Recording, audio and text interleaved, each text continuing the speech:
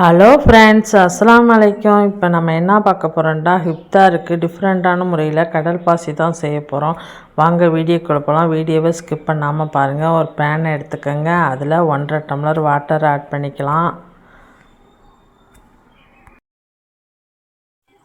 10 gram கடல் பாசி போட்டுக்கலாம். கடல் பாசி நல்லா கரையிட்டோம், கொதிக்கிட்டோம்.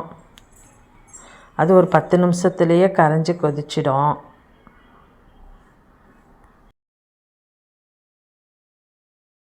நல்லா கரைஞ்சிடுச்சு.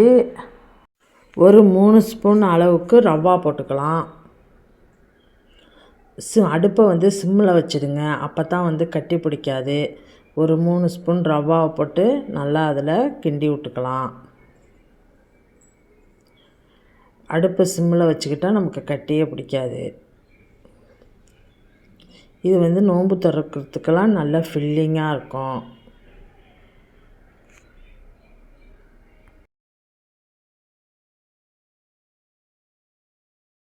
ரவா போட்டு ஒரு கொதி விட்டால் போதும். இப்போ சீனி போட்டுக்கலாம்.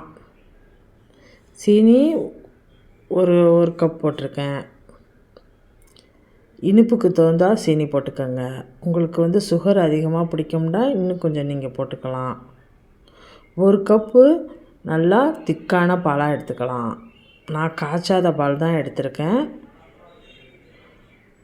தண்ணி கலக்காத பாலாக எடுத்துக்கோங்க. அப்போ தான் டேஸ்ட் இன்னும் நல்லாயிருக்கும். அதையே நல்லா கிண்டி விடுவோம். இப்போ ஒரு கொதி விட்டால் போதும்.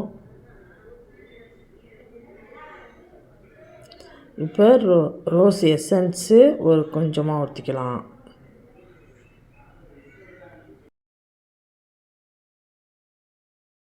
எசன்ஸ்லாம் ஊற்றிட்டோம். நல்லா கொதிச்சிடுச்சு.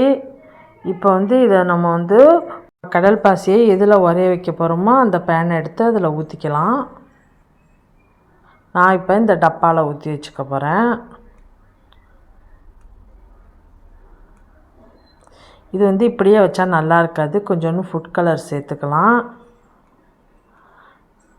நான் இந்த மாதிரி ஃபுட் கலர் சேர்த்துருக்கேன். க்ரீன் கலர் சேர்த்துருக்கேன். பார்க்க நல்லா அழகாக இருக்கும். நோன்பு திறக்கிற நேரத்தில் இந்த மாதிரி நம்ம செஞ்சு வித்தியாசமாக செஞ்சு கொடுக்கலாம். இது ஒரு துண்டு சாப்பிட்டாலும் நல்லா ஃபில்லிங்காக இருக்கும். சுற்றி ஒரு கத்தி எடுத்து நம்ம ரிமூவ் பண்ணிக்குவோம்.